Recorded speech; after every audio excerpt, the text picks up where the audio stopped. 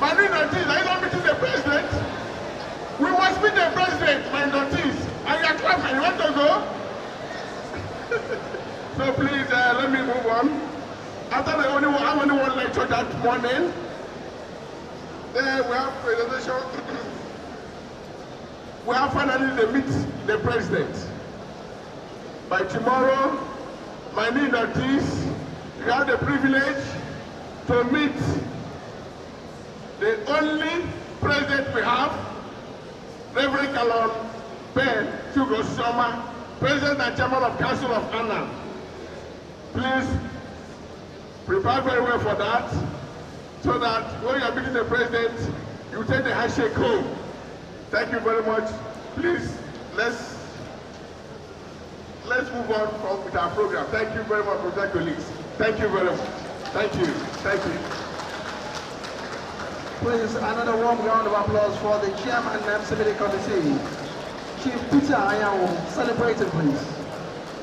At this point on this momentous occasion, permit me to invite, most respectfully, the President and Chairman of Council of ANAN to deliver the welcome address for this occasion.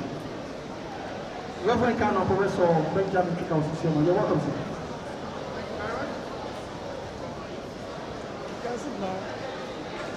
Hello.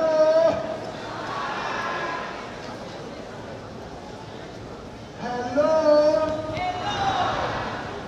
I am bothered about those who are making noise at the other end. Your Excellency, Executive Governor of Enugu State, Right Honorable Dr. Ifeanyi Ugwuanyi, ably represented by a man who has been extravagantly decorated in this state. He has been everything. Accountant General, he has been Accountant General, he is the special assistant of the governor on financial matters. He has been chairman, I think, of Enugu branch. Just mention it, he's the chairman of the local organizing committee here, and today he's representing the governor on this occasion. Sir Dr. Pascal Okoye.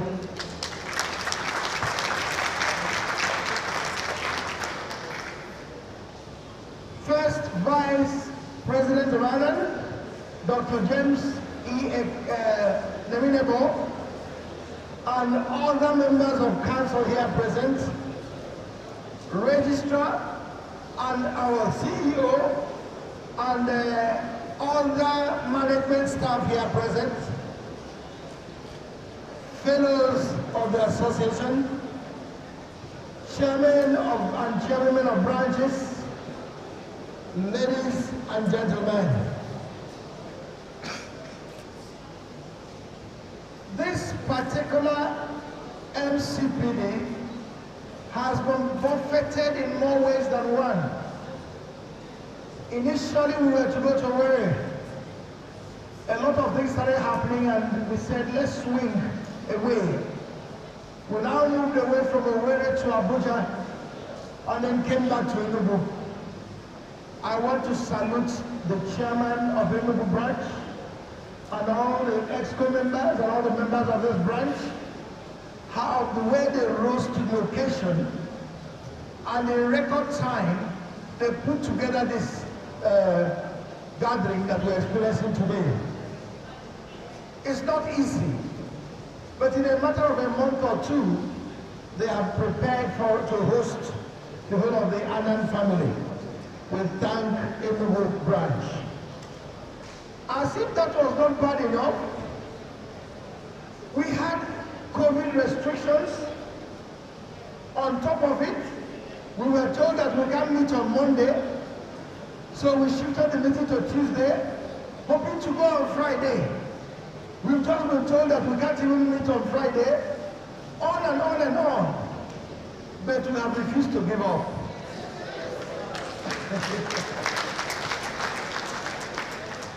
You know the definition of resilience? Resilience is ability to bounce back, ability to return to full circle in spite of challenges on the way. ANAN is very resilient, so we are here. I want to thank God that we were able to make it. Permit me to welcome you all to the first session of this training program here in the Coal City State. Let me also express our profound appreciation to His Excellency, the Executive Governor of Enugu State. We paid him a courtesy call yesterday, and it was obvious that the man had more than enough on his plate. Busy, burdened. You could see the load, the weight of the burden on him, but he still decided that he was going to receive us. He honored us in spite of the fact that it was not convenient at all. We want to thank him. We have also heard that the Executive Governor sponsored this MCPD program.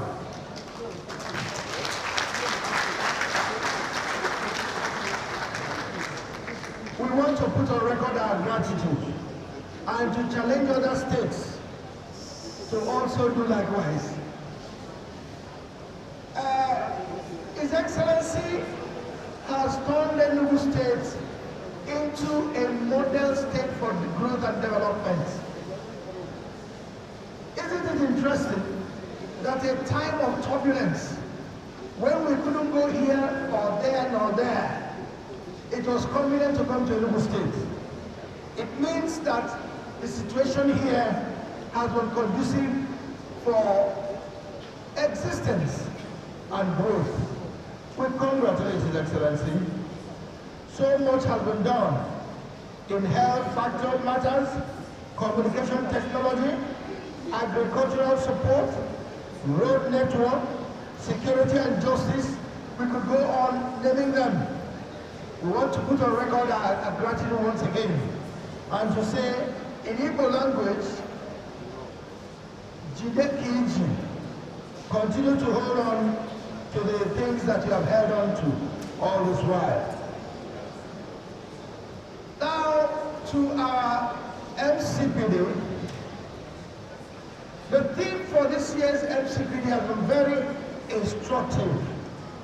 Re-engineering accountancy profession, particularly in the light of the post-COVID developments. And you have seen the coverage of experts and informed persons who are talking to you on these things. I will challenge you to take something away from the delivery. Don't just sit through it. Learn something. Accounting is changing. Find out how it is changing. Find out your place in this changing factor. I was reading the PAFA. We have a PAFA conference coming up in Maputo, Mozambique, November this year. And I read the theme of that conference. It says the fourth industrial revolution in Africa and Agenda 2063. Some of the things you don't even know exist. And so I started searching.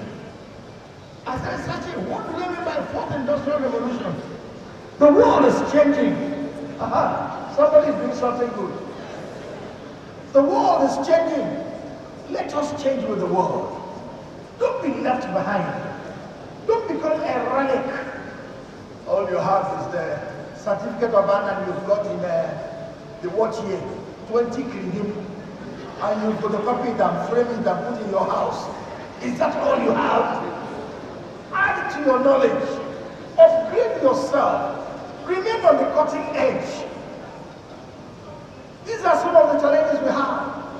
I attended a program of the APWA, Accountancy Bodies of West Africa, and they were talking of agile companies and agile professional accountancy organizations.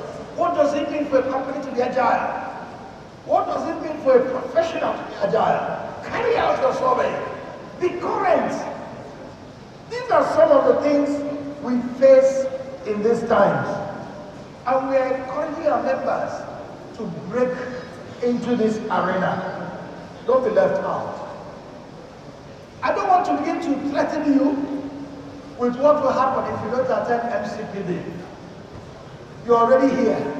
Somebody said the problem with some of the sermons we preach in church is that oftentimes we preach to the converted. You're already here, so let me not threaten you with what will happen if you don't come. But you know we can deny you certain rights. You know we can rule that you can't serve in any committee. You can't serve in any council. You can't serve, if we are traveling abroad and we are sponsoring some people, we can't sponsor you. These are some of the realities. But let us not threaten you with that. Let's rather challenge you. Please, we are inviting you. Come over to Macedonia and help us.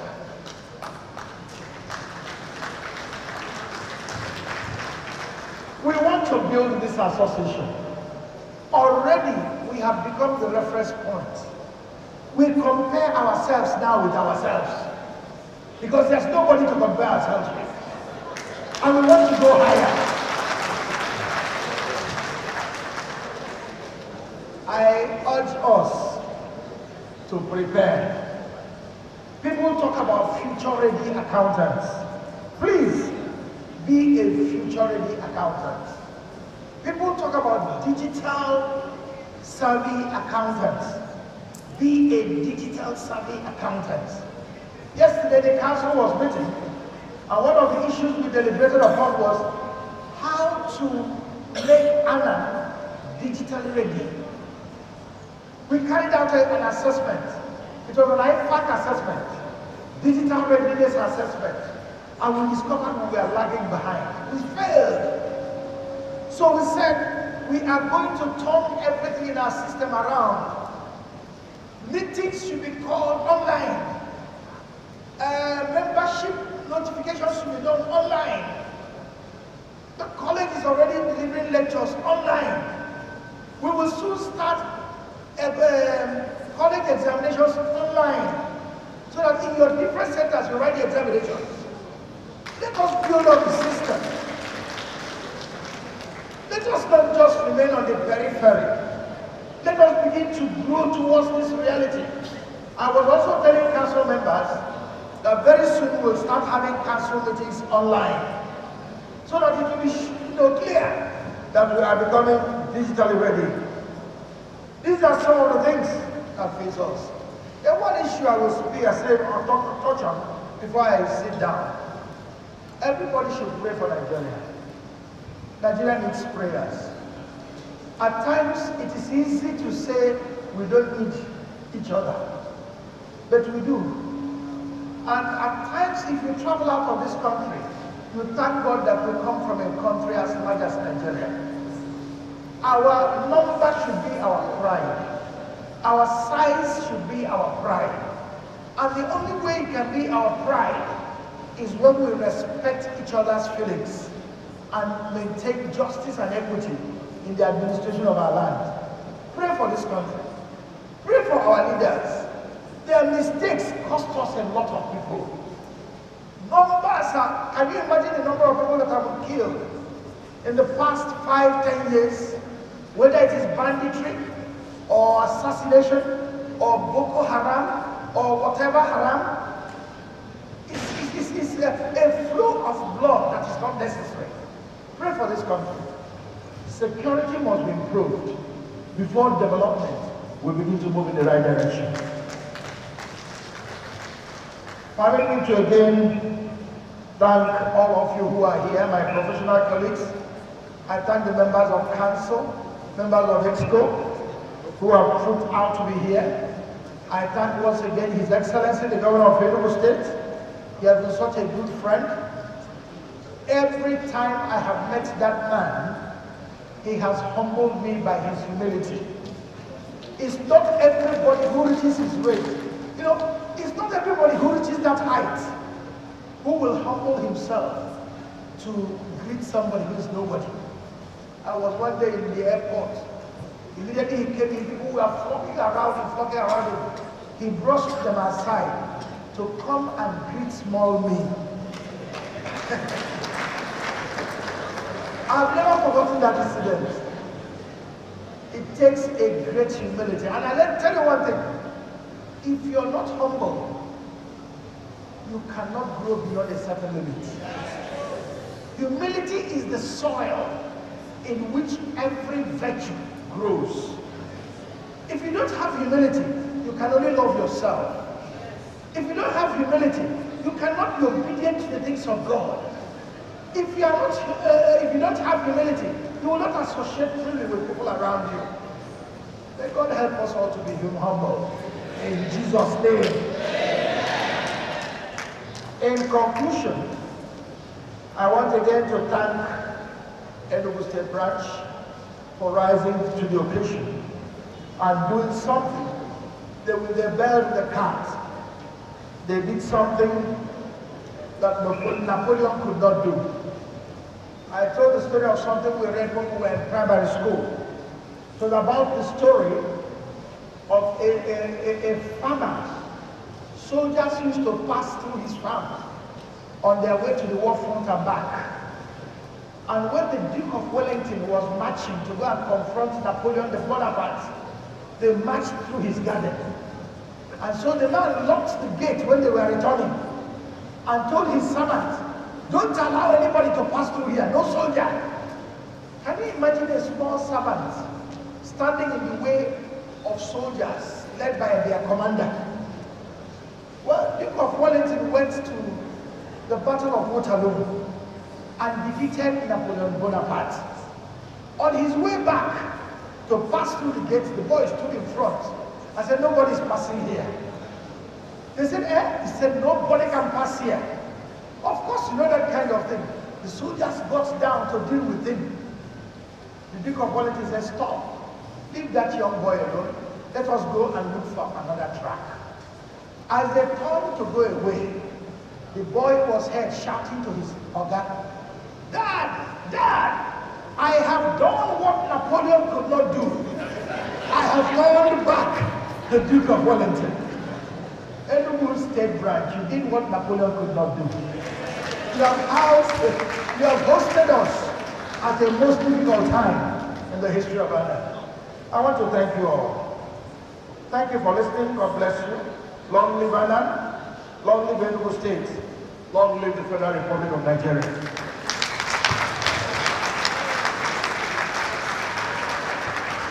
So we please give a standing ovation to the President and Chairman of Council of ANAN.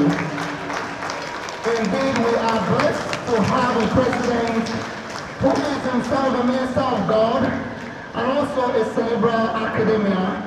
May we please put our hands together once again to the President and Chairman of Council. Please be seated, distinguished colleagues.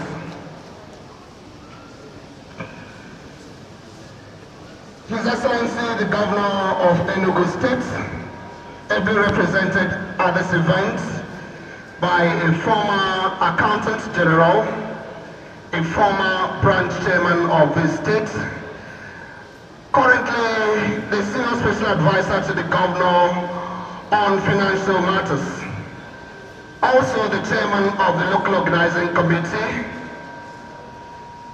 and the Governor's representative. We now move to item number 5 on the program, and that is the opening speech of His Excellency, the special guest at this event. I have the honor and privilege to most respectfully invite His Excellency for his opening speech. Can we please put a round of applause to the Governor of Enugu State? And be upstanding, please. That applause isn't good enough for His Excellency the Governor. Thank you very much. Please be seated.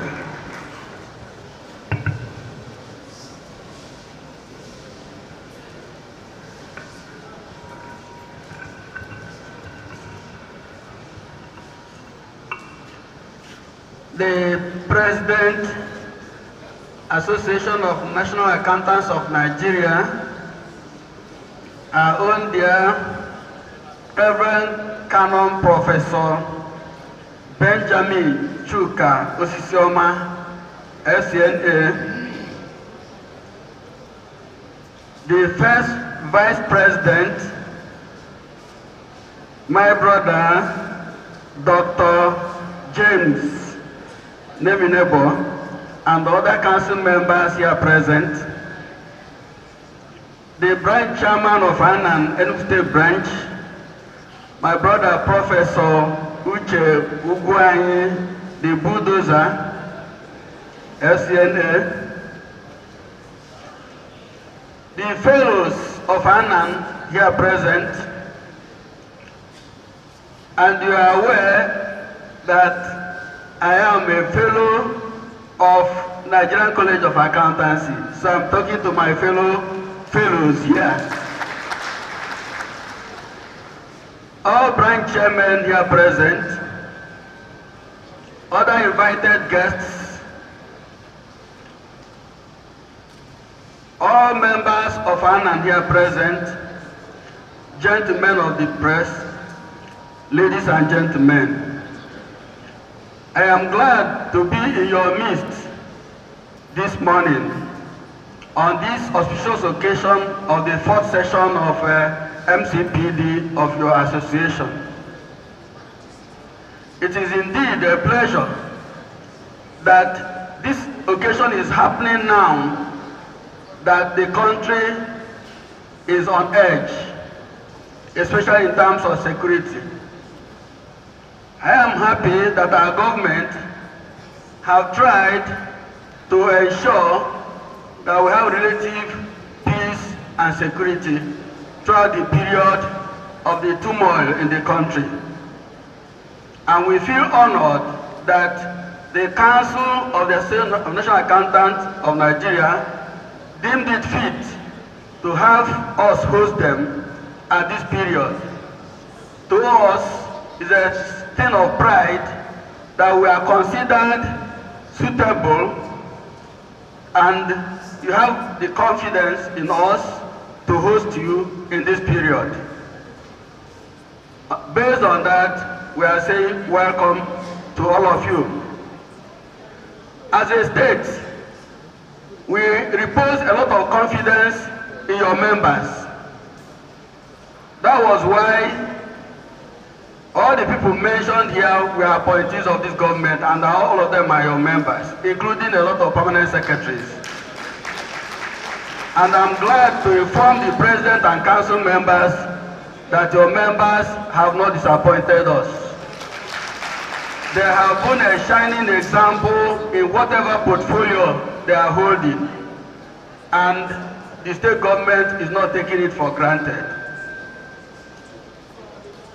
We urge you to equally continue to upscaling the training of your members, because our state remains one of the greatest beneficiaries. And we are glad that we are working with you. We equally pledge that we continue to give assistance to this association as much as the resources of government can carry us.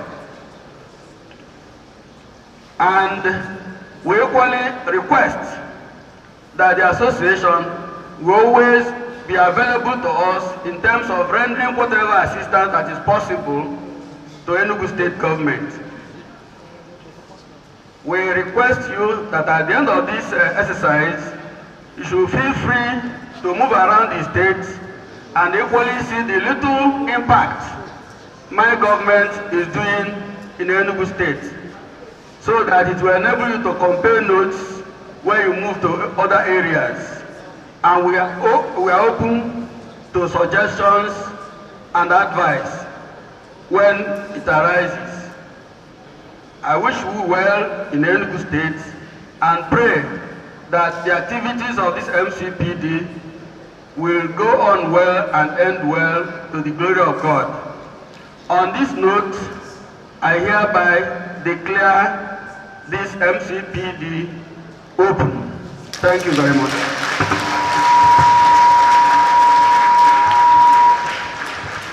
Thank you very much. Excellency, the Governor of Enugu State. May we please put our hands together for His Excellency, the Governor. Please be seated. Your Excellency, the Governor of Enugu State, the President and Chairman of Council of ANAN, other distinguished members of Council, I'd like to seek the leave of His Excellency, the Governor, to please announce in our midst the representative of the State Auditor General, Enugu State. We have the honor to have in our midst Pastor Flourish Mabuni, FCNA, representing the State Auditor General. May I please put our hands together for her. Thank you very much. Please be seated. Thank you. Please, let's appreciate ourselves once more at this point in time. Give yourselves a warm round of applause, please. With the trends of events going along a very smooth trajectory, it is my esteemed pleasure and honor to invite the Speaker, resource person, Dr. Mrs. Madam, your pardon. The vote of thanks by the Chief Executive Officer, Dr. Nuruddin Abba Abdullahi, MNI, FCNE, to appreciate our distinguished and eminent guests. You're welcome, sir. Mr. President, Your Excellency, the Executive Governor of Enugu State, Right Honorable Dr. Ifenya Owen, ably represented by Special Advisor on Revenue and Finance, Mr. President, Association of National Accountants of Nigeria, ESCO members here present, Council members, may I, on behalf of the Governing Council, staff, and the entire members of ANAN, express our sincere gratitude to the good people of Enugu State, the government and good people of Enugu State, for hosting us in this program of our MCPD. Indeed, this one is a very unique one because the state government sponsored the entire program. So I don't know where we'll start the appreciation from. We really appreciate this is a unique thing. And also we must appreciate the special advisor and the chairman of Enugu State who influenced this to happen. We really appreciate them and all other people who have contributed in seeing the success of this program. Also appreciate the representative of Auditor General, Accountant General, and all other top government functionaries here present for finding time to be with us in this opening ceremony.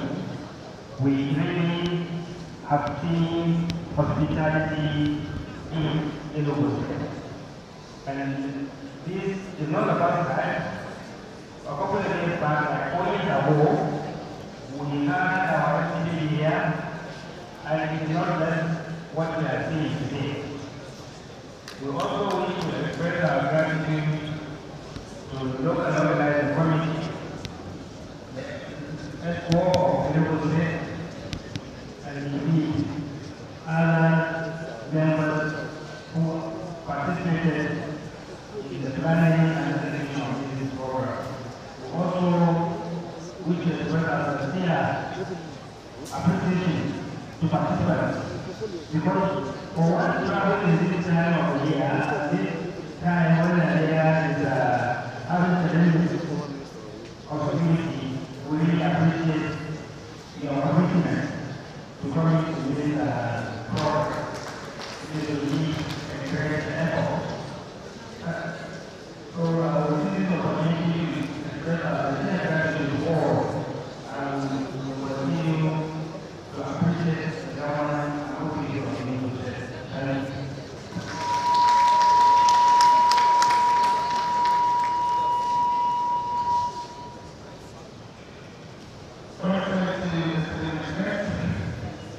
the President and Chairman of Council, all members of the Council, the Senate Commissioner of Audit.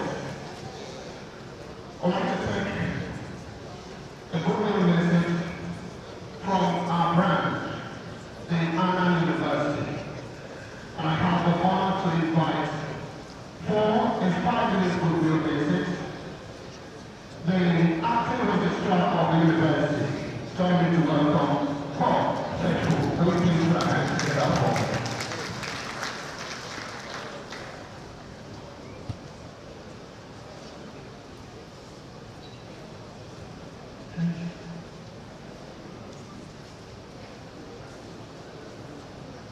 the representative of the executive governor of Enugu State, with all due respect to the president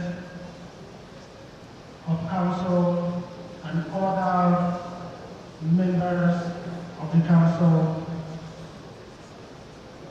and every other member of ANAN that is here. Let me start on the existing protocols. It is a good thing to be amongst you, because the name ANAN,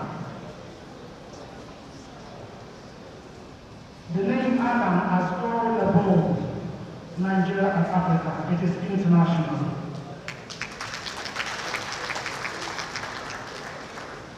With the College of Accountancy, it has expanded the frontiers of accounting and best practice across the globe. And just of recent, you can see that it has bettered a new baby that is the pride of the entire academia, and that is your own baby, the ANAN University Choir Plastic School. As usual, just like the way the college is breaking frontiers, so the university is here again to give world-class accounting education. We have two faculties with very good specialized areas in accounting, like acquisition and fiscal policy, forensic accounting, revenue management, and so on and so forth. So even as you have your wonderful entity here, and increase your knowledge of accounting and practice, we, the management of the university, on behalf of the Vice Chancellor, that is the Heraldry Professor, Professor Musa Inuakoto, we are here telling you that if all of you that are desirous, increasing your academics to MSc, to PhD, your university is right there, present, on the ground. You can go online to www.ananuniversity.edu and make your application. It's very easy. But for those of you that are right there present and you wish that we assist you, the university staff are just by the government. They can also assist you in making your dreams come true. And throughout it, the university is coming up with the 21st century digital educational platform. It is growing. Right in the comfort of your home, you can have your classes. You know, academics nowadays, you can stay at a distance. And that is what ANAN University is trying to make possible. So at your workplace, you can be a student. You have limited things that you need to make interface. Of course, if you want to be right on ground on campus too, you are free. You know, ANAN can't give you anything less. That is ANAN University for you. And they say that when you go hunting, the bag or your purse, which you put your gain. You don't show it to the public first. You take it inside house and give it to your people first, so that they can see how to judge you first. And it's now regard that ANAN University is given a 25% discount to every member of ANAN. A 25% discount of tuition. So you have an advantage. And your friends that are non-ANAN members, just tell them if they can rush up and be among the first 200, they will also enjoy that 22% of tuition fee. Building a world-class e-library, where the one stop just with your password. You are exposed to all the resource material that you can ever think of in the world of accounting. So please, as you enjoy your stay here and get inducted, get upgraded in practice and in profession, please, your university too is open. Help to spread the message. Help to be a part, especially you know that name that they call pioneer students. It's very, very important. In this regard, on behalf of the management, we give thanks to Mr. President and Chairman of Council and other members of Council, and also the Director General and Management of the college that is always given the university the needed platform to excel in all things. Thank you, sir. You're very grateful, sir. So it is on that note that I will leave you, telling you to be happy, enjoy yourself, enjoy your stay, develop yourself, and be great ambassadors of ANAN, even here and after. Thank you very much. Thank you, sir. Please appreciate the acting registrar, ANAN University 4. It is on this note that I wish to invite, most respectfully, the representative of the Executive Governor of Enugu State and other members of the high table to please step forward before the high table for the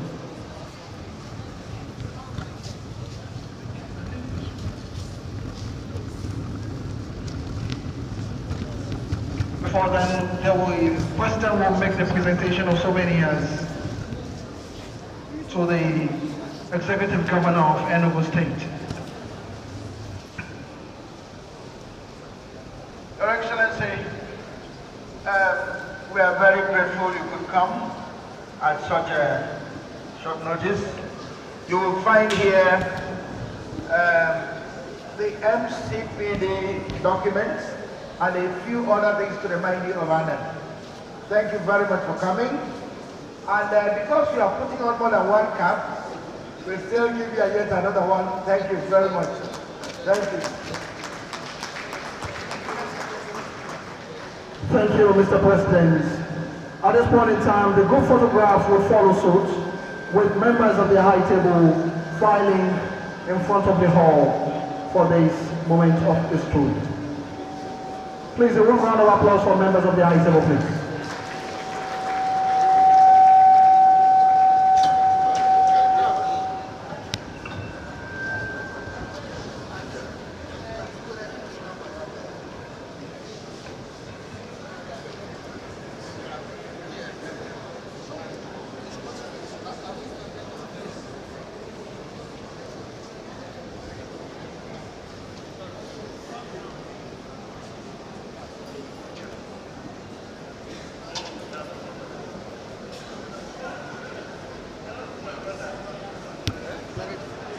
Wait, let it finish every day. Let it finish.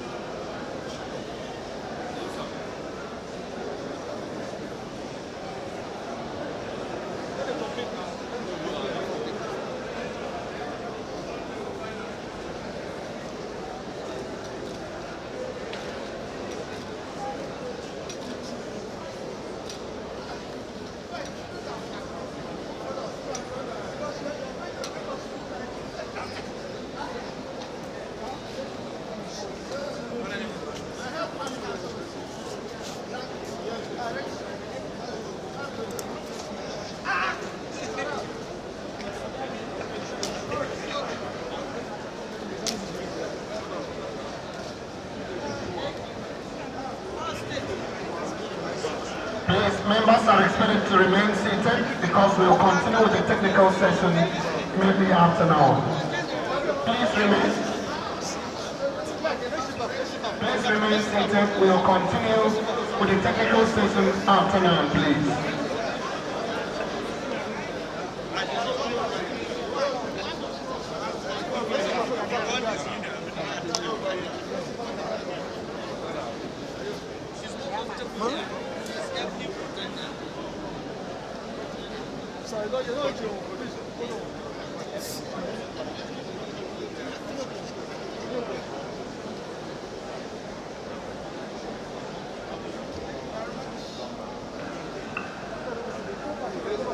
Immediately after the group photograph, we will be taking the national anthem to formally end the opening ceremony.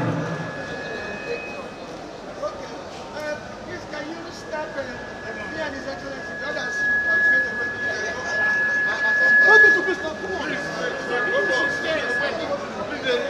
the chairman, His Excellency, the President, His Excellency.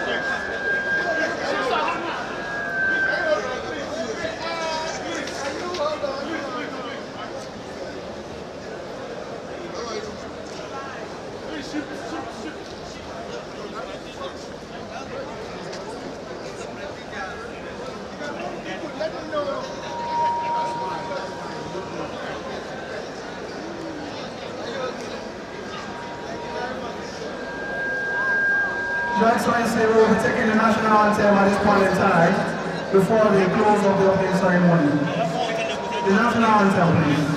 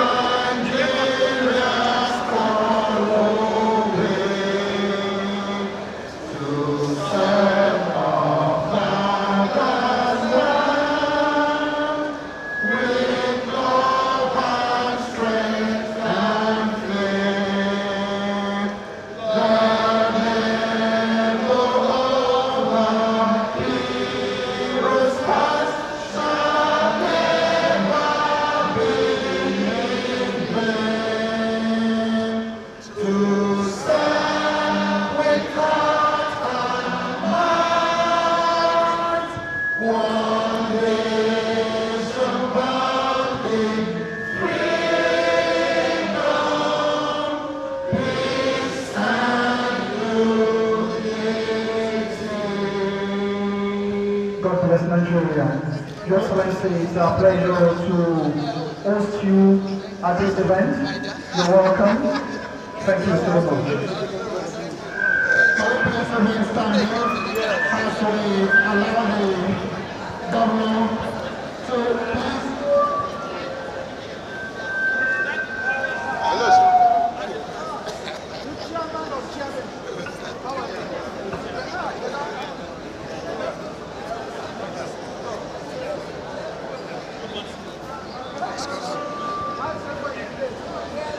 Hello.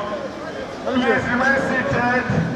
Remain seated as the executive governor is marching out. Please remain seated. We are continuing with our program. The president is just escorting the executive governor out. Please, other council members and rescue members should come back to the high table.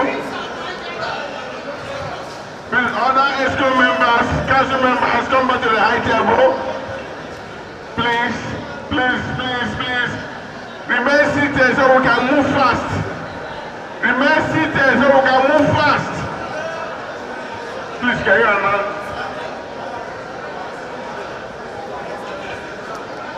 I'd like to invite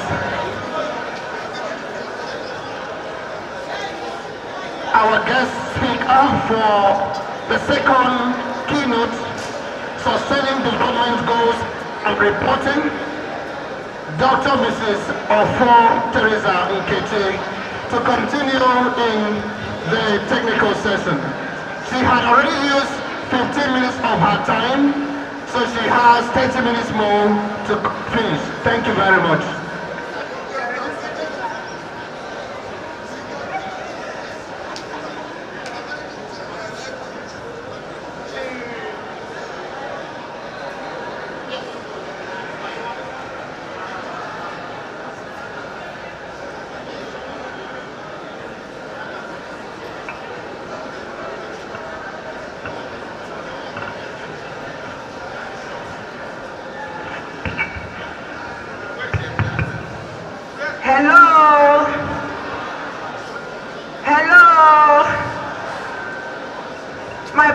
professional colleagues, we are back to the technical section, and I've been told that my time remains just 30 minutes.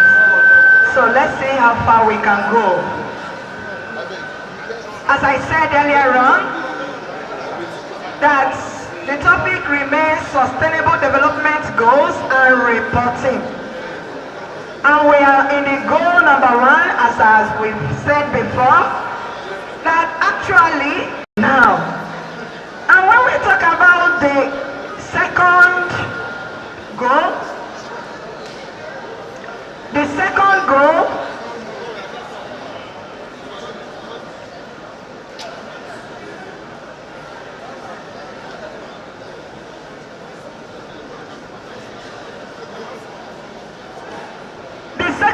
which is to end hunger, achieve food security, and improve nutrition and promote sustainable agriculture.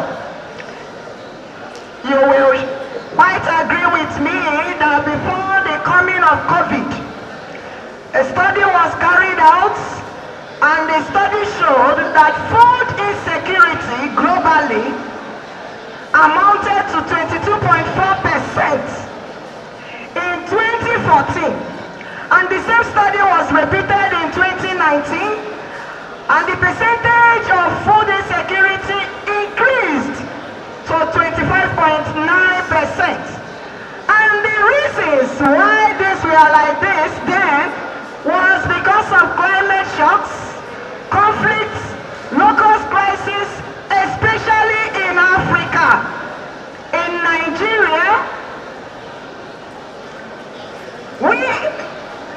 the same study was conducted, and it was discovered that there are major food insecurity in our country, despite the fact that our present government have been working hard to promote a sustainable agriculture in our country.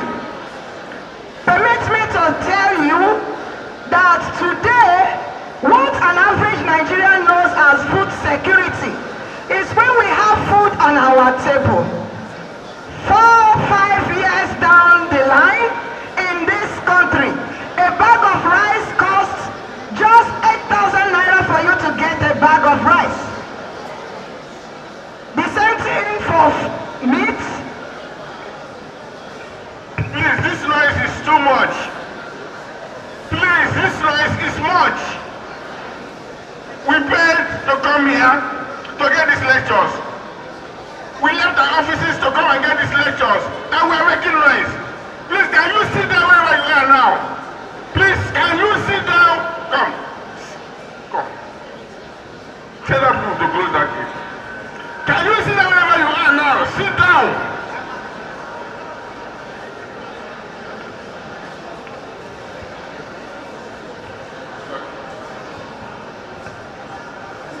So in our country, what we know as an average Nigerian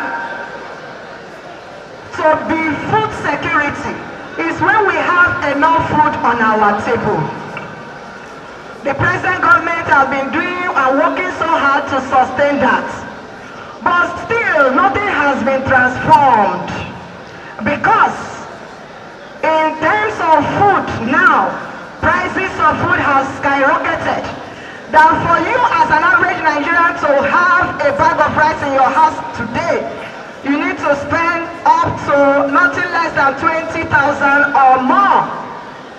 In other words, all the efforts that our present government has been doing, though has not yielded much fruits. And we know the reasons. The studies show that the challenges for this food insecurity in our country are as a result of insurgencies, as a result of herdsmen and farmers conflicts, as a result of banditry. They don't allow our farmers to go to the farm anymore. And this has contributed to insecurity in the system. And farmers are no longer free to go to the farm.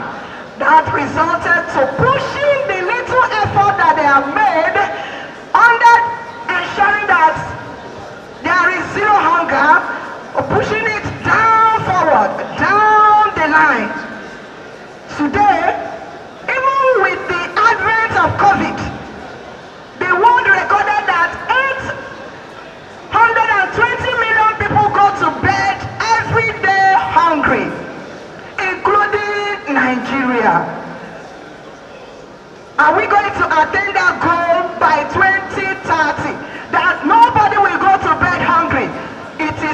far to be reached. When you move down to goal number 3, to ensure healthy lives and promote well-being for all at all ages. That is the goal. They want everybody to access good health. They want everybody to access it even at a cheaper rate. And our country, Nigeria, has done so much on this. They have introduced a lot of programs to ensure that we access good health. One of them is NHIS, which is also good. Before the advent of COVID-19, so many progress has been recorded in the health sectors globally. In the areas of tuberculosis, child health, maternal health, HIV immunization, polio immunization, and so on and so forth. But with the advent of COVID in the world and especially in our country, most of these progresses that have been recorded has been pushed down the line. And the reports given shows that in 2020 we recorded an increase in deaths among children under 5 and increase in deaths as a result of malaria, as a result of COVID, as a result of pandemic, and so on and so forth. Meaning that the possibility of achieving this goal, health for all, by 2030 may not be tenable. Then goal number 4 talks about ensure inclusive and equitable quality education and promote lifelong learning opportunities for all. What this goal is talking about is there should be inclusion and equitable quality education. But study done before the COVID showed that this inclusion and equitable quality education was growing at a very slow pace in Africa. Nigeria inclusive. It was recorded that over 200 million children will still be out of school by 2030. In other words, something needs to be done. In our country, Nigeria, when we talk about quality education, you and I know that the standard of education in Nigeria has been going down. And we know the reasons. Studies conducted show that the number of miracle centers are increasing every day in our country. And this has contributed to watering down quality education. Parents now take over buying results, buying questions for their children in order to write external exams. This has contributed so much in killing the quality of education we have in this country.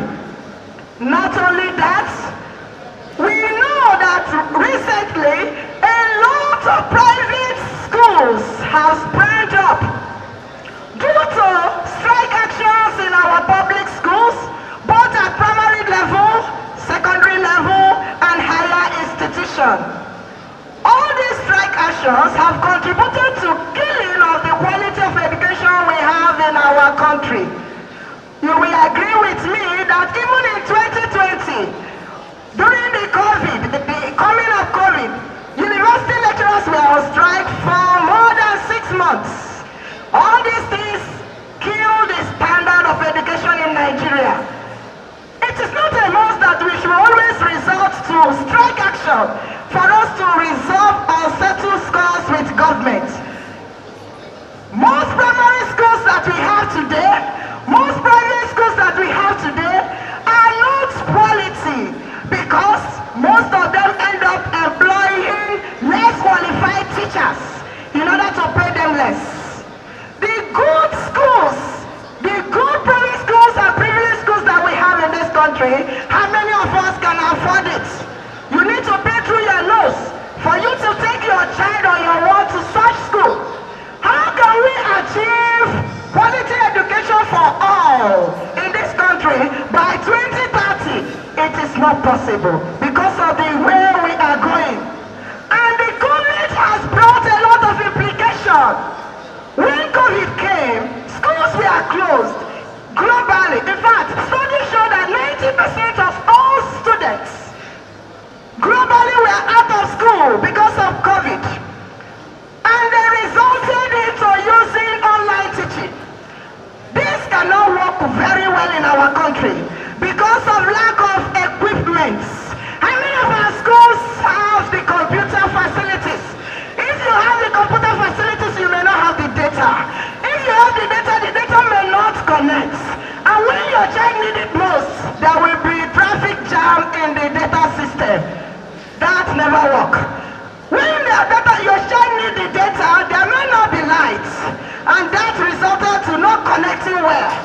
When the whole world was connected to online teaching, we are struggling to do that, even at the university level. Therefore, ability to meet the 2030 target of quality education for all remain unattainable. Am I communicating? Then we move to the goal number 5. Achieving gender equality and empower all women and girls. Women, are we in this hall? Are we here together? We are all clamoring for equal opportunity for all. Equality for all. This equality for all can only be achieved fully in the Western world. I don't know what is happening to our projector.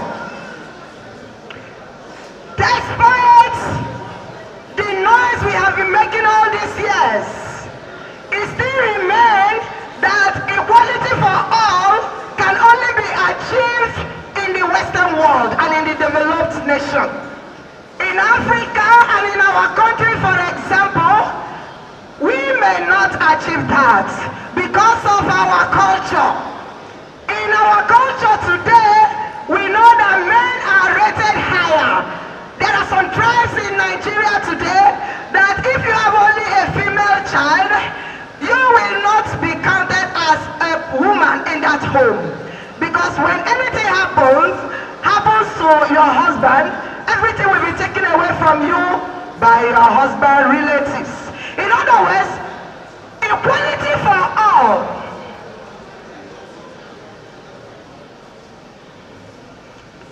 For all gender, as you can see in this my slide, where a man and a woman are sitting equally in the very first one, can only be attained in the Western world. And when you put a male child and a female child and weigh them under the same scale, can only be achieved in the Western world. But the Sustainable Development Goal 5 is saying that we should achieve that globally in the world, including in our country, Nigeria. I will also say that because of our culture, it may not be attained. Although I know that even the Bible recorded that man is the head, but we believe that we women we are the neck. And if the neck is removed, will the head stand? So there is need for equality. So we are working towards that. And we believe that this one by 2030 will be achieved. Am I communicating? Then goal number 6, ensure availability and sustainable management of water and sanitation for all. In this case, the report showed that 2.2 billion people lack safety managed drinking water globally in 2017. While 4.2 billion people lack safety managed sanitation. People do not have good toilet facilities, especially in Africa. Many are using the local way.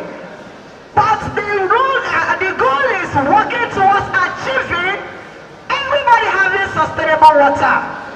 3 billion people worldwide lack basic hand washing facilities at home. And this is not far-fetched. The reason is because of poverty. You need to talk about food first. You the table before talking about water. And what is our government doing about making sure that this goal is achieved? In Nigeria today, we don't know if water board is still working. Water board are supposed to water everybody, if I can use that language. It's already dead naturally in our country. Therefore, achieving water security for all may not be tenable, especially for those that are in the rural areas where they need to trek miles. You can see my slide. Where they need to trek miles before they can have access to clean water. Therefore, if they have to walk miles before they can access water, how can you now say that we will be able to achieve water, clean water and sanitation for all by 2030? It may not be visible in this country. Goal 7 talks about ensure access to affordable, reliable, sustainable and modern energy for all. I want to talk about energy in the terms of electricity and gas that we are using. Just recently, our government made us to move away from the use of firewood in order to have a clean climate. We are made to start using renewable energy in our country in order to reduce pollution, climate pollution. But my people, how many of us can afford it now? A kilo or a liter of kerosene and that of gas now. Gas is above 600 naira per liter and kerosene is above 400 naira per kilo. How can we afford it? And when you talk about electricity, you pay through your nose if you can access supply of electricity now. And people now resorting to alternative energy generator, a source. We pay more, and that is why in our country, many of our manufacturing firms are not really doing well because of the problem of power and energy. However, 70% of our renewable energy in total consumption in 2018 was from all our renewable energy in this country. After the COVID, the COVID-19 implication of this shows that affordable and reliable energy is critical even for our hospitals to work. Our hospitals cannot work well if there is no electricity. If there is no electricity, we cannot have gas. We cannot have oxygen that we will give to the COVID patients. So for Africa to attain this goal, there is need for improvement in our electricity generation. Okay? Then we talk about goal number 8, promote sustainable, inclusive and sustainable economic growth, full and productive employment and decent work for all. The area I want to talk about in this area is decent work for all. The goal says people should be given work befitting to their qualification. We are not even talking about that in our country. What we are talking about now is that there is no even job, even if it is not a decent work. In our country today, many are unemployed, many are underemployed, many graduates are running around down the streets without job.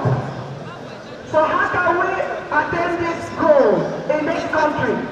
For sure, it may not be possible by 2030 because all the projection is that by 2030 you will be fully employed based on what you read. It is not when you are a graduate of accountants, but you are not employed as a gate man in a company. That one is being underemployed. We are talking about employing you as an accountant in the firm. And for us to achieve this goal, it may take so much time. And the world taking the job to the youth, taking the job to the youth, and not to the aged people that are supposed to be retired. In the advanced country, we all know that they are always sincere with their age. It is when you see somebody, when it gets to the age of retirement, happily the person will leave. Why is this so in advanced countries? Because their government has good schemes for their senior citizens. They take good care of them.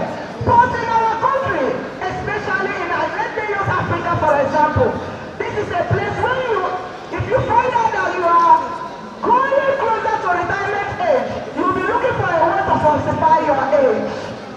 That is where you now see people that are supposed to have retired and leave the space for the youth to come in, occupying the space and then blocking the youth. The world is talking about there is need for the job to be given to the youth so that we will contribute to economic growth. But that is not what we see mostly in our nation. God now talks about build resilient infrastructure, promote inclusive and sustainable industrialization, and foster innovation. Manufacturing growth was declined due to tariffs and trade tension before the COVID. When we talk about resilient infrastructures, we have to have infrastructures in place before you talk about resilient ones. But in our Africa or in our country, for example, we don't have such. We have problem of infrastructure. Roads are bad. There are no good roads. There are so many things are bad. Therefore, ability to attain this goal may not be possible. Okay, having said that, instead of taking the goals one by one, I want to say that in all these 17 goals put together, the aim is to make the world a better place. The aim is to achieve a healthier climate. The aim is to reduce poverty among the people. The aim is to ensure that we all have food. Not just food, but good food. And we sustain our environment and make everything good. Now, the question we have to ask ourselves is, what is the position of a professional accountant in all this?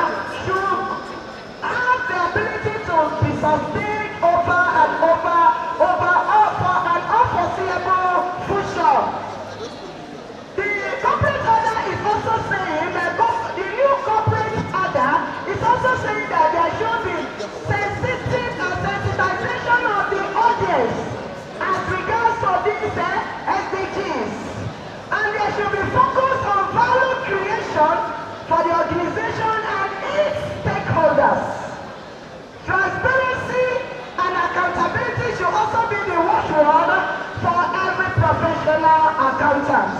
And there should be technological and innovative thinking among our people. In conclusion, we are not on track to meet the goals of these SDGs by 2030. However, some gains were visible before the coming of COVID-19. These gains include that the share of children and youth out of school has fallen before the coming of COVID-19. And the incidence of many communicable diseases was in decline before the coming of COVID-19.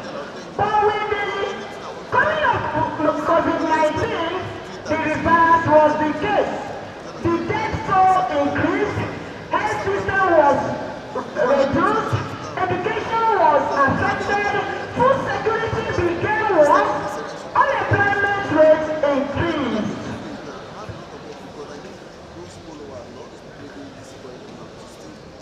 Contributing to SDG target is likely to involve increases or decreases in more than one capital. In other words, where there are materials to value for creation, such increases or decreases or transformation of the capital should be disclosed in the integrated report. Finally, if as an accountant or professional accountant, we need to make SDGs to work. How can you do it? What is your role? We need to know that before SDG can be achieved in this country or globally by 2030, money must be budgeted for it. Money must be mapped out for it. And if money is mapped out for it, such money needs to be accounted for. Therefore, as a professional accountant, wherever you find yourself, whether at the state level or at the federal level or at the local level, you need to be transparent and you need to account for whatever you are doing well. Only the ethics of the profession. And when you hold the ethics of the profession and do the right thing by being transparent, by being accountable, by doing the right thing at the right time, then the SDGs goals will be achieved by 2030 for all. Thank you for listening.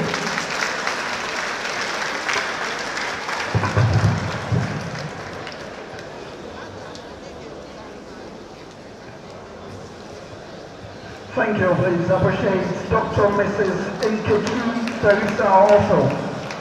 She has just given us a very important topic to debate and to discuss. The topic is Sustainable Development Goals and Reporting. Permit me to give you some insights into this particular topic. This is a topic that is relevant to the Nigerian nation at this moment, because owing to the political, economic, environmental issues that are having very negative impact on our societal existence, I believe sustainability is a panacea to our development and to the solutions to the myriad challenges we are facing. It is on this note that I wish to invite 4 questions from the audience. You have been invited to make your contributions to this discourse. Because this discourse is actually relevant to our national cohesion, because as an organization, whether you are in the public or private sector, you are expected to be socially responsible. The government is expected to be socially responsible and provide sustainable services. What do you feel about it? What are your feelings? We want you to make your contributions at this moment in time. The floor is open at this moment. Please, we invite 4 questions from members of the audience. please. Please, we have your name, your membership number, your question. Straight to the point, please.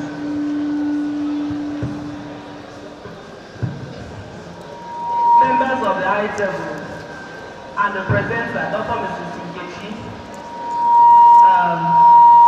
my fellow professional members. My name is Professor Mrs. Tochukwu Lori Okafor. My number is 3974. Yes. And this is a very main topic. Issue of sustainability is a very important topic, and it touches every aspect of life.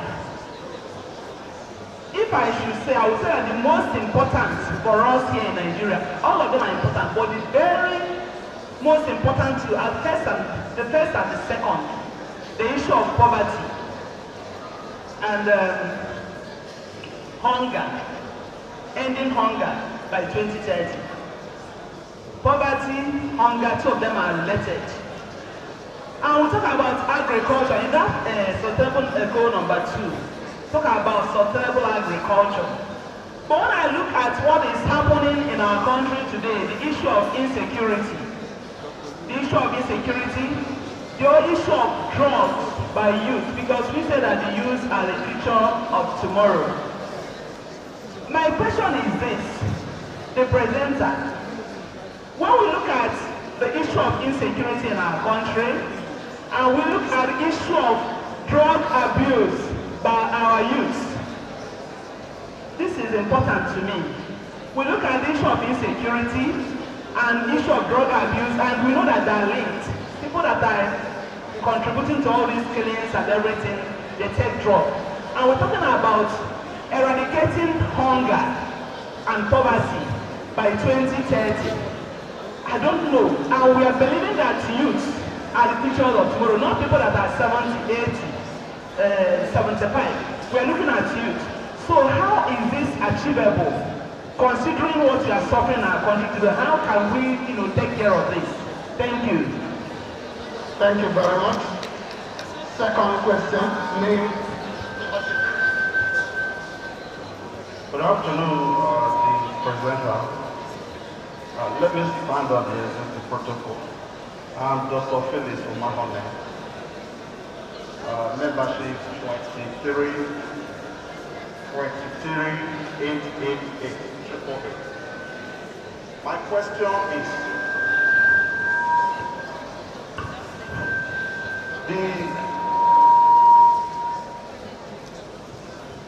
I think the sustainable, that is the SDG, was targeted to meet its goal 2020, which they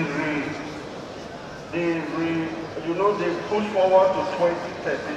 So when I was thinking about 2015, 3 years ago and all that, I think I give account of this work in that assessment paper.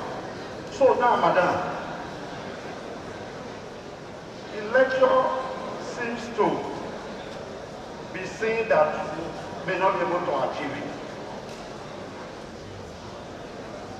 They didn't really tell us what the political class should do.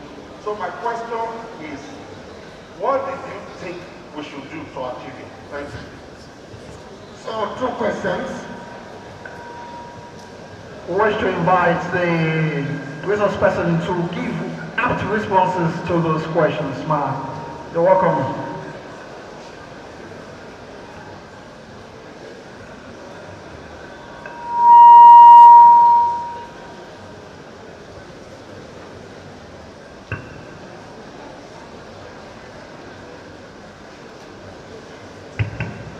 Thank you very much for these questions. For me, it gives me pleasure to have people listening to me, and at the end they ask questions. It shows that the lecture has been taken. Good. The first person asked about insecurity and drug abuse in our country among the youths. And the goal is saying that we should give the youth opportunity so as to contribute to the growth of the economy. And this drug abuse are mainly recorded among our youths. What should be done? The answer is simple. The Bible says that an idle mind is the devil's workshop. If we engage our youth, if our leaders will sincerely engage our youth, good number of them will not be pushed into drug abuse. Good number of them will not take into drugs. If we engage them sincerely in this country and make them see that they are important in contributing to the growth of the economy, then drug abuse will be either a thing of the past or reduced to a minimal level. Then the issue of insecurity is as a result of drugs. It's as a result of drugs. So what should be done to ensure that there is security in our country? It is for our leaders to sincerely pay attention to securing lives and properties in this nation. Other countries that have achieved that to a certain level, I am talking about the developed world, where they have achieved security to a greater level, have done it because of the contributions and sincerity of their leaders in safeguarding lives and property. I think that is what our leaders should do in this nation if we are sincere in actually protecting lives, not minding the tribe, not minding the culture, not minding the religion, not minding where you are. So far you are a Nigerian, you deserve to live. And if our leaders will see it like that, then security will be addressed in this nation. And the right peg will be fixed and put in the right hole, and things will work out better. And if we do that, for sure, if you know that if you go into drug, you will be penalized, it won't cut. If you go into insecurity, if you turn yourself into banditry, if you turn yourself into whatever, kidnapper, ritualist, once caught and you will be severely dealt with. People will run away from crimes. But in this nation, we have seen situations where an armed robber will be captured today, tomorrow he is walking free on the streets. Who released him? Order from above. We need to work it out and be sincere. Are we communicating? Then the second question talks about what should we do to achieve these goals. Our country is actually working hard. We keyed into it, but we are actually working hard to do that. We have done, in short, our nation has achieved tremendous contribution, effort in achieving the goals. The only thing that we need is to be sincere in whatever we are doing, even at the grassroots level. That is why you and I are here in this MCPD. If you do the right thing, and I do the right thing, it will transform to achieving the sustainable development goal at the end. I want to end this one by singing a song produced by one popular musician. Please permit me, where he says, Mr. Governor, lead us well. If you be beautiful. So if you're an accountant, you should do what?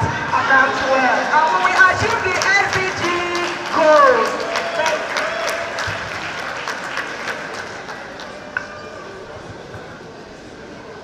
The second Vice President of ANAN, Haja Zawara Kasimi FCNA, other members of council here on the head table, we are moving to the next keynote at this MCPD, And in our midst is a very fine gentleman. He is an oil and gas accounting expert, the managing director and consultant at Keduma Investments Limited.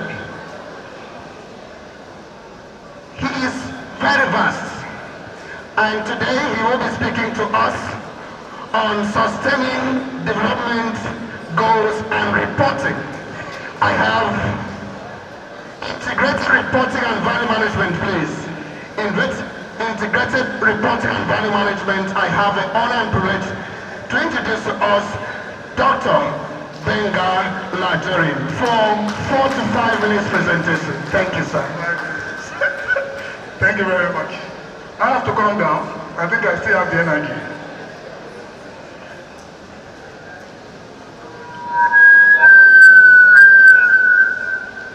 I stand on the existing protocol. All glory to God for these wonderful opportunities. And to my council members, particularly my second vice chairman, I greet you very well, ma'am. The chairman, MCPD, another member of the council, I greet you, sir. And my co-presenter, wonderful software, I thank you. And to my professional colleagues, the CNAs, the FCNAs, the CNAs, and those people that will be inducted tomorrow, I also say welcome to this program. As I've been introduced, my name is Dr. Benga Lajerin. They call me Dr. GL. And my job this afternoon is to look at integrated reporting and value measurement. That is my responsibility. Let me take you to another world of accounting, and let's see the future of accounting. In fact, it has started, but this is where we are going. I would like to say this is a very serious lecture. Software, madam, I can see you are really enjoying the relationship. But it's time to listen, please. Thank you. So that you'll be taking it home to your husband, the meaning of integrated what? Reporting. Can somebody say integrated reporting? The class, the people you have been enjoying, it has been a kind of what I'll call parasitic relationship before. But this time around, we are turning to symbiotic. I will be talking, you will be talking, so that the class will be interesting.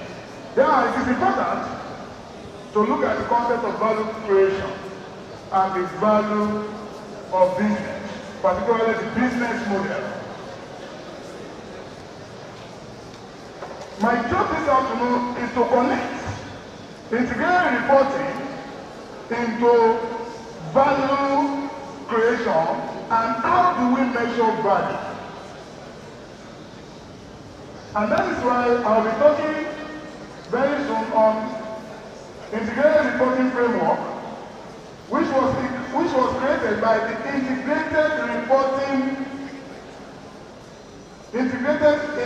International Reporting Framework of 2013. What is the difference between integrated reporting and the corporate reporting? What is the difference between integrated reporting and financial reporting? Why are we talking about this topic today? There's a gap in that knowledge, and that's what I want to fill.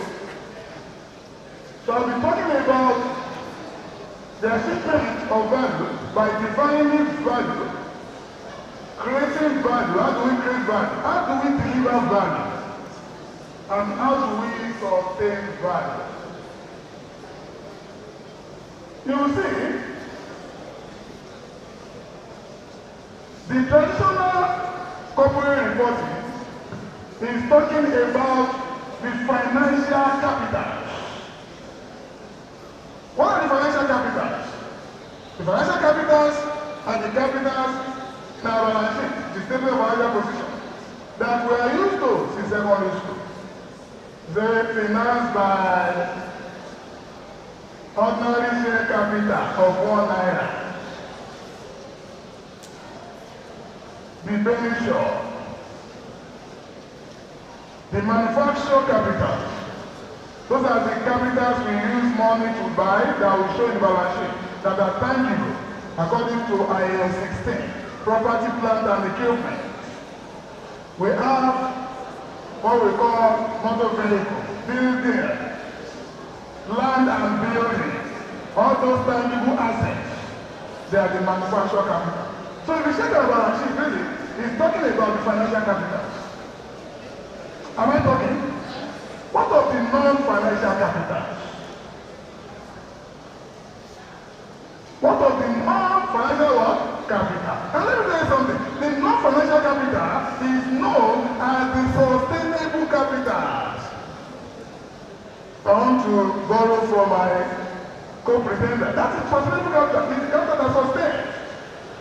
And that is why, according to a research, it is believed to find out that it is only 20% of the capitals that have been reported in the financial statement.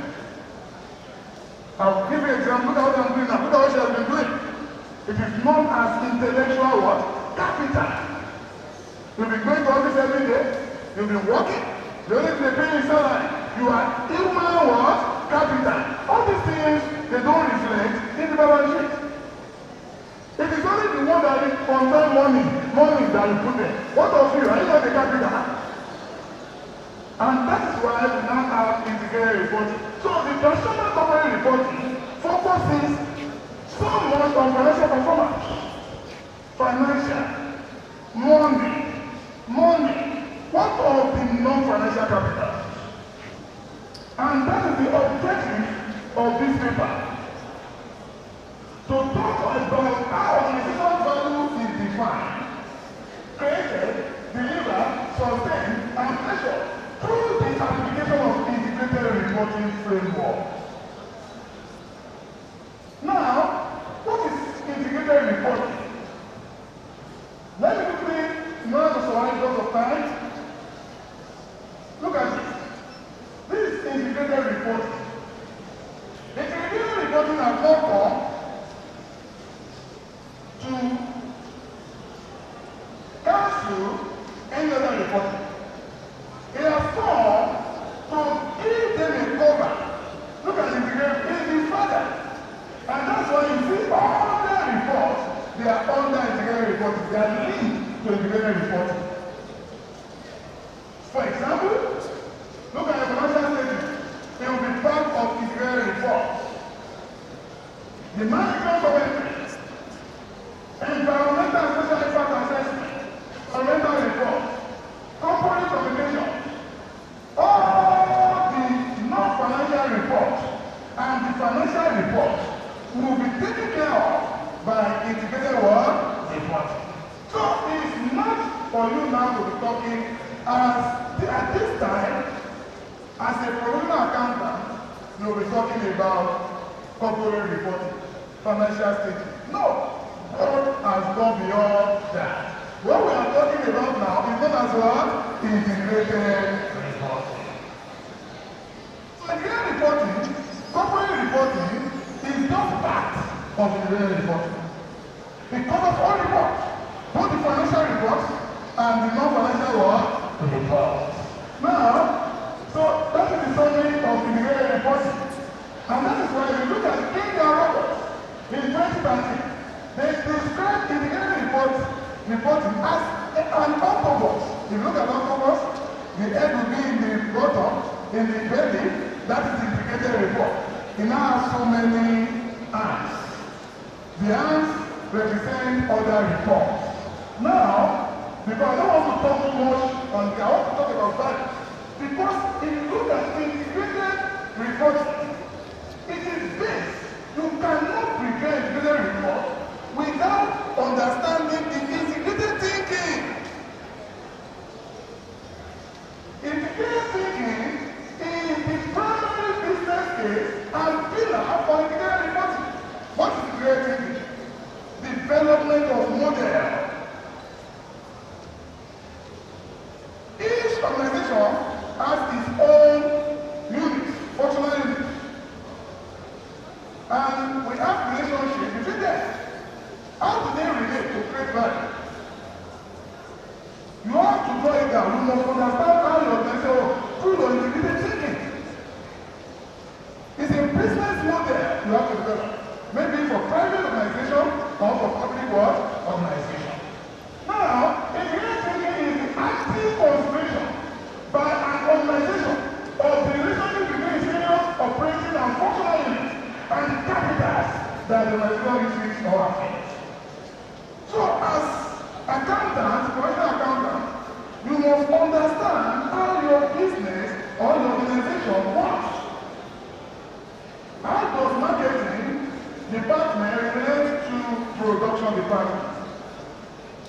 What is the connection between production department and cost and management accounting department? How does that relate to sales? You are going to draw it as a business model. That is why it is called integrated thinking. If you cannot draw the business model of your company, it will not be working haphazardly. You need to understand how your company operates. So, integrated reporting is about value creation and is about creation of what? Value. When we talk about integrated reporting, we want to see when you prepare the integrated report, how does it create what? Value. And to do that, what you need to understand is to build a business through integrated thinking. Now, what are the capitals? According to integrated international framework of 2013, he said the capital should not be only two. What am I saying? The capitals we have been using, some of us till now, is only two. That is the first one and the second one. The financial capital and the what? Manufacturing capital. I give you an example of financial capital to be ordinary share capital, present share, equity. I give you an example of manufacturing capital to be motor van, all those tangible assets, land and building and all that. But you can see, it now introduced additional forward capital. Are you with me? Talk to me, please. Are you with me? It's very important. You cannot come here and you'll be going home without telling Oga what you have planned. Even if you are not learned anything, you must know this is capital. I'll put it on down. Number one, I call it financial what? Capital. Number two, I call it what? Manufacturing capital. Number three, I call it what? Intellectual capital. Number four is what? Human capital. Number five is what? Social and relationship capital. And number six is what?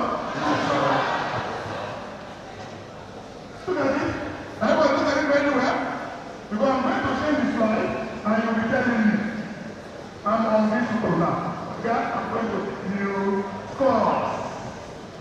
Let me see if you can repeat those there. And you look at it very well. You'll be thinking of business. Business is part of social and relationship work. Capital. Because I saw a lot of people they've been discussing. They've been discussing. That is social and relationship capital. This is capital because to bring business to you. How do we measure that? I hope I don't know that. But before I go, yeah, you are telling me this is capital. Hey, madam, I'll be back. You are telling me this is capital. Problem with number one. You are looking moro. So what is what? Number two. Okay, I'm trying to say we are moving. Okay, I said number one, you are saying like this. Stop. Number one. Number two. Number three. Number four. Okay, you are looking at me. He said we will talk. Number four. Number five. And number six. Will you please clap for yourself? Wonder. You don't know now.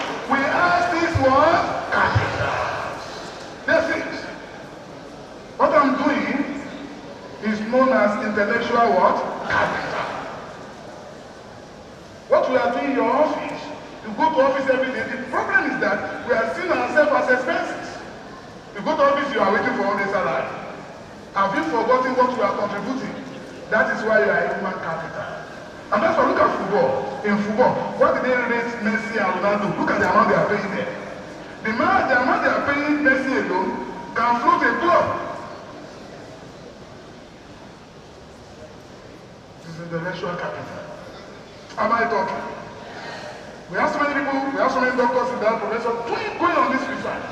But what I'm saying this afternoon, you should know, we are no more talking about financial capital alone.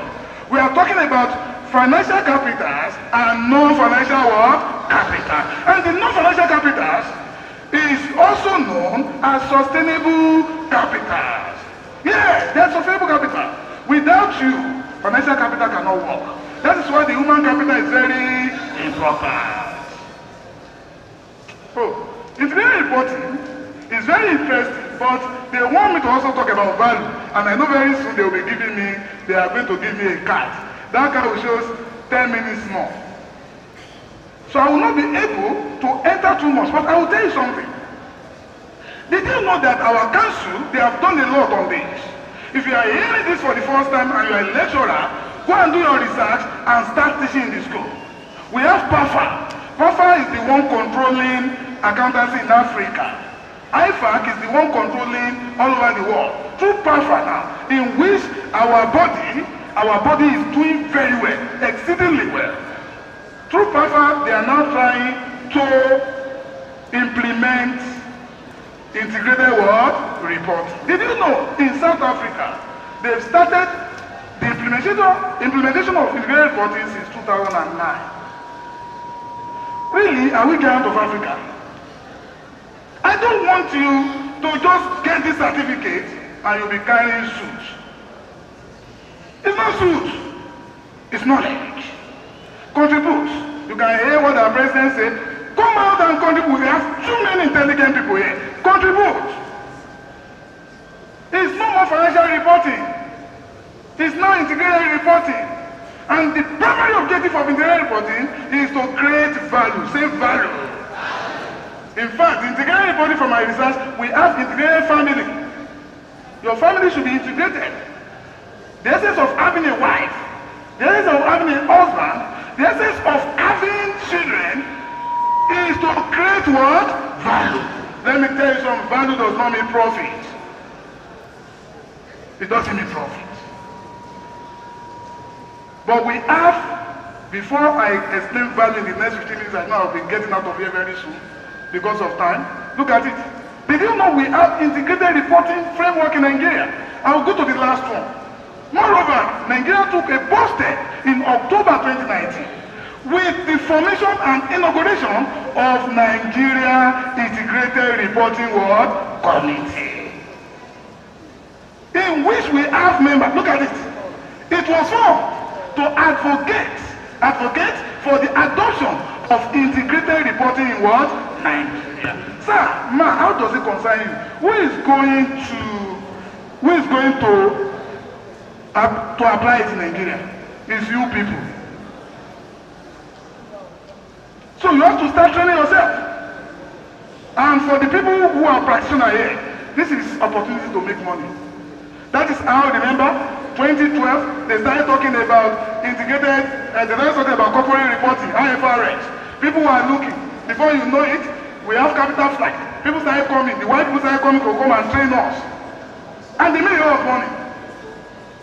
So this is another opportunity now. And another thing is that if you look at the Nigerian Integrated Reporting Committee as a reliable membership base, what are the memberships? Look at number one there. Number one includes Association of what?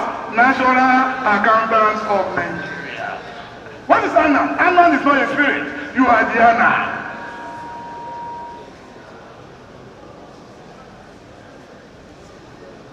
So that is essence. Integrated reporting can be a father to all reports. He came at us. Why are we focusing our balance sheet on financial capitals? Financial capitals. the environmental capitals, the human capital. The balance sheet is understated. They will give me a card very soon. Okay, thank you. It loves me so much. Take. He's also enjoying the lecture. So, you know, so that is it. ANAN is a very powerful member of PAFA. ANAN is a very powerful member of IFAC. So integrated reporting is the new reporting. Now, before I go, in 15 minutes, let me now tell you, I told you the essence of integrated reporting is to create what? Can I say value? How do you know when you are cooking for husband very well, you are creating value? You don't know. Anybody can say anything, no. A woman must be able to create value through food. And that's why we are talking about poverty. My colleague talked about poverty. Do you know why? We don't have enough food in Nigeria, and we don't know our population. The population is growing, the food is reducing. And that's why the government is spending a lot on agriculture, and it's not showing because of security issue. You create value. Look at anything that will make you to create value, you are doing it, is integrated. Value. The value that you give to your family, in the next 10 years, you see your children, you'll be laughing. God, thank you. Value. Value. So if integrated reporting, if the primary objective of integrated reporting is to create what? Value. What is value? What is what? Value. Quickly, so I can leave this thing because I know I don't have enough time today, but at least you can understanding value creation. What is value? For you to understand value creation, you must be able to define value. You must know how to create value. How do you deliver value? And how do you sustain what? Value. Those are the 4 items you need to know. What is value? If I ask people here, assuming there is time, I'll say, okay, you will see different definitions. But according to the research we have done, value is defined. Listen. Value is what? Defined as establishing and prioritizing stakeholders, understanding how they are relevant to the organizational purpose and strategy, and assessing how to balance their respective needs and expectations. This indicates there must be effective stakeholder engagement. It indicates that how value is defined is by customers, investors, employees, suppliers, and other stakeholders. For example, what do you think we are doing here? ANAN they have to plan this yearly MCPD because we are the stakeholders. We know what we want. Some people went to research and they created all these topics so that you will listen. We add value to you, you add value to other stakeholders, and you add value to the environment. So when you look about value, it's not clothes, it's not grammar. When you want to create value, value means you have to establish and prioritize your stakeholders. Number 1, who in your business, who are the stakeholders? You talk to them. What do you want? What do you need?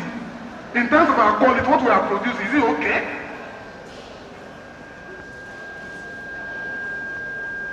What price can you pay? Which level do you want us to go? You discuss with them. From there, they will tell them. The feedback now is what you are going to now use to adjust your products. As you are doing that, they will be buying. Is that not? You will be making profits. You can't create value by yourself. You create value for others first, before you can create value for yourself. You understand the stakeholders. You can't be running away from your stakeholders and you say you are creating value. You can do that through questionnaires. It could be through this community meeting. You make sure you relate with your stakeholders. Very, very important. That is why we say value is defined by the customer. When we talk of ANAN today, you are the ones that will dictate the value for ANAN. because you are the one working out there. And when they ask you, who are you? You say, I am a professional accountant. I am a member of Association of National Account of what? Nigeria. That is value. Not to put suit. Suit is part of personal trait. But value is understanding what your organization wants you to do, and you are doing it well. That's value. You are a lecturer, you lecture well. Not that you go to the class, go. Assignment. Which assignment? When they have not even understood the topic. Creating value. Value is about understanding what your wife wants. Okay? You are adding face. I can also add my face. We are both add words. You laugh. You don't know we add words. You can see 1, 2, 3. That's all of you. Your faces are add. But if you look at the software, that's why in computer, my DG will tell you, softwares are the internal components that make the hardware to function. If I bring a software beside you now, you'll be laughing. Can somebody say value? That's not okay value. You are a pastor and you are doing like this every time. Nobody can talk to you. You are an alpha. You cannot talk to your stakeholders. You are not creating any value. You create value by understanding what your customers want, what your stakeholders want, at what price, at what quality, at what time. Your customer could be your family. It could be anybody in the society. That is value. Because of time, let me rush. I will get out from here. How do we create value? We have defined value. Value is created through organizational purpose, strategy, and business model. I told the business model is through integrated thinking. And integrated thinking is primary business case for integrated reporting. In fact, it's the foundation of integrated reporting. Now, when we talk about value, it is created through organizational purpose and strategy and business model, taking into account all resources, capitals, and the relationship between them in an integrated way. In an integrated what? Way. That is the card. It must come. But they don't have a lot to say, but they will give me the card. I don't know, maybe the card is creating value. But he will always give me. That's the way, the same way he gave it to my co-presenter. Thank you for the card. Creating value. Thank you. Now, if you look at it, how do you create value? You must know how those 6 capitals I've mentioned. How do they work together? None of them stand on his own. It is human capital that will go out and make sales. I mean, through computer, you'll be recording. That is intellectual capital. How do they relate to create impact? Now, the problem is that the impact they are creating, it can be positive or what? Negative. Oh, there is no time. There is no time. There is no time. No time. No time. How do we deliver value? That's the third one. Deliver value involves doing things right in terms of delivering responsible products and services to the right stakeholder at the right time, place, and price. You deliver value by doing the right thing. What is the right thing, professional accountant? You must be on top of your game. Some people here, they are auditors. You must know the new audit frameworks. For example, I'm a specialist in petroleum, in oil and gas accounting. If you look at it, what we are talking about now, which I think we should be presenting next year, is Petroleum Industry what? Act. Some of us, you are looking at me. We'll be blowing grammar. Petroleum Industry Act. They just want to use it to shit us. You are professional. It is 253 pages. You can download it. You have to do what? Read it. Read. Accountants, we are professionals. If a lawyer is here and is telling you, according to section something, you know lawyers, I love them so much. You will tell it according to IFRS 6. He will be looking at you, Moro.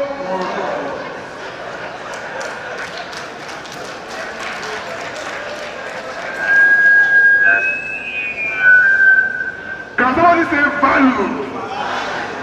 Can you say value? Can you say value? For those people that will be getting inducted tomorrow, you will be getting inducted in order to add value to us. It is important.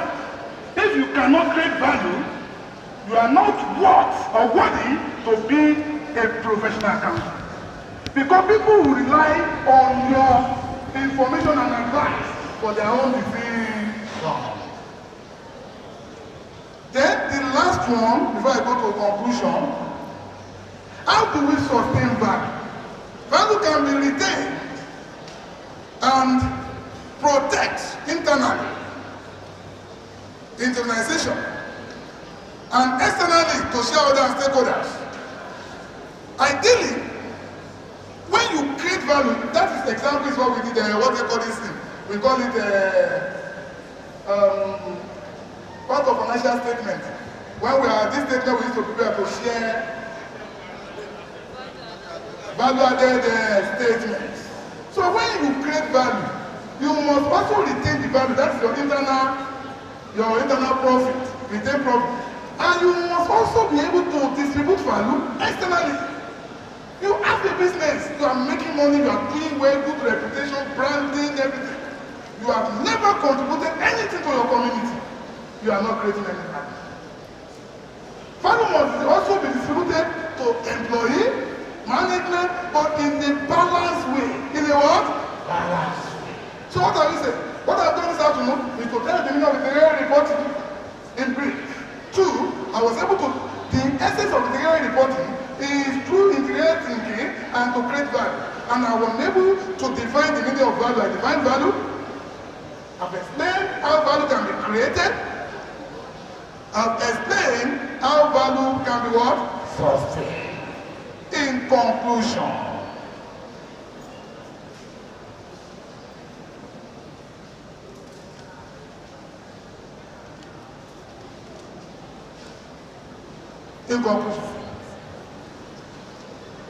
I would like you to read the paper very well because there is a concept there. How do we measure value? And that is one of the things the academics, researchers here, when you talk about value, human capital, how do we measure? So read the paper because of time, not because in conclusion, the modern professional accountant must understand the concept of value creation and value measurement. Through the measurement of impact and valuation methodology, the stakeholders and their corresponding value must be determined through the identification of key performance indicators. The professional accountant, look at that, and practitioners should be properly and continually trained so that they will understand the relationship among the 6 capitals, among the sustainable capitals and the financial capitals. This connection will lead to the preparation. That's where we are going. Look at that. To the preparation of what? Integrated profit or loss statement and integrated what? Balance. You have been told we are going to very soon. You will see. In fact, we've been seeing it. It's just that it's not true. In Nigeria, it has not been. Although the Nigerian Stock Exchange is trying to put it as a mandatory function, but now it has not really been used in Nigeria. Go to South Africa, go to China, go to Brazil. They've started the area report, and this thing is according to. Hello? Bring another mic. Let me finish. Thank you, sir.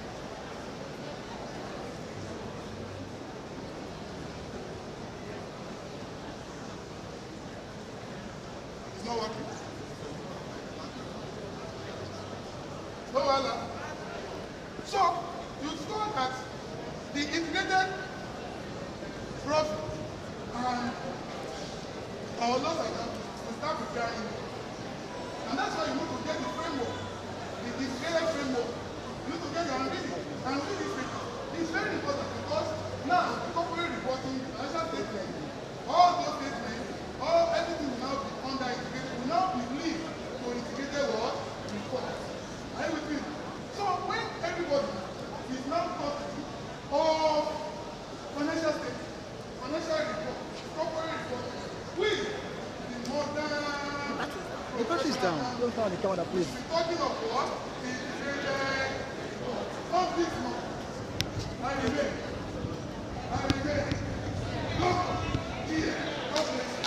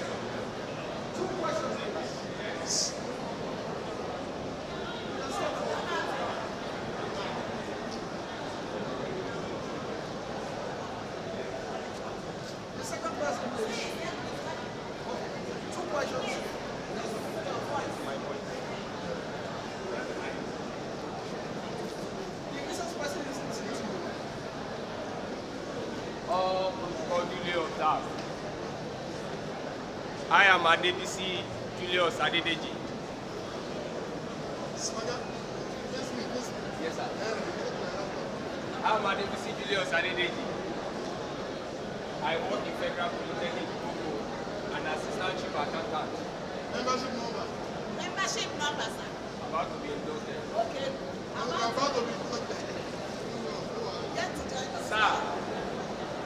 Please listen so that you can hear. The microphone has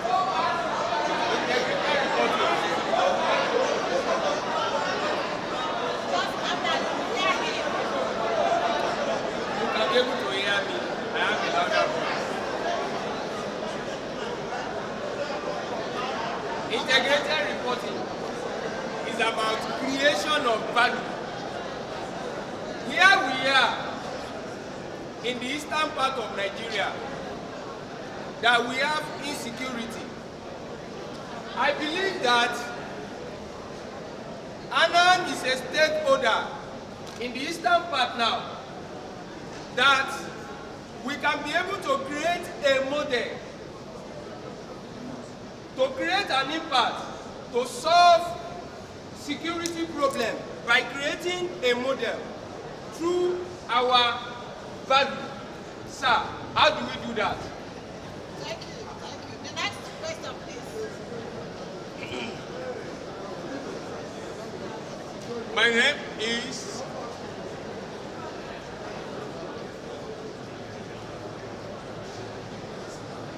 My name is Barrister Okenze Joe Okoro. My question is 3989.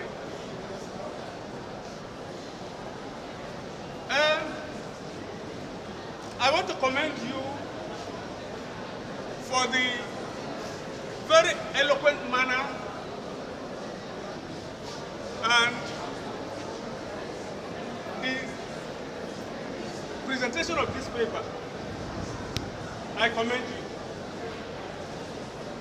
However, I have a problem with your intellectual capital and your human capital. Take a look at what you identified as human capital: loyalty, motivations for improving process, goods and services, including, that's what my conclusion is, including their ability to lead, manage, and collaborate. Then go to intellectual capital, where you said organizational capital.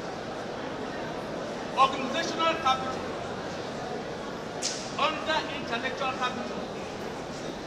And you identify those items or issues that will give you the intellectual property or capital, such as tacit knowledge, systems, procedure, and protocol. Relate that to what you identify as part of the program. I did not say. Thank you, sir. Thank you. Please, we are sorry for what happened about the mic. It's like the timing of the mic has been timed. So that's what happened. So don't be annoyed. Okay? I'm with you. I'm going to start with you.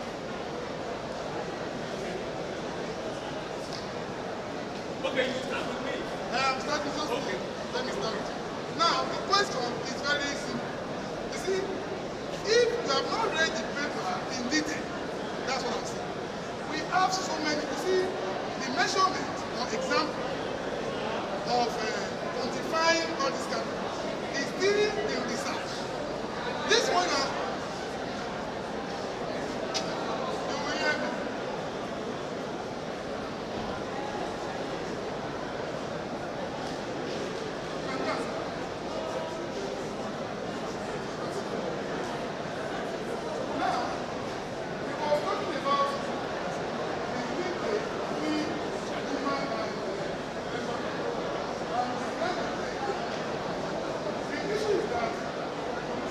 You can see the topic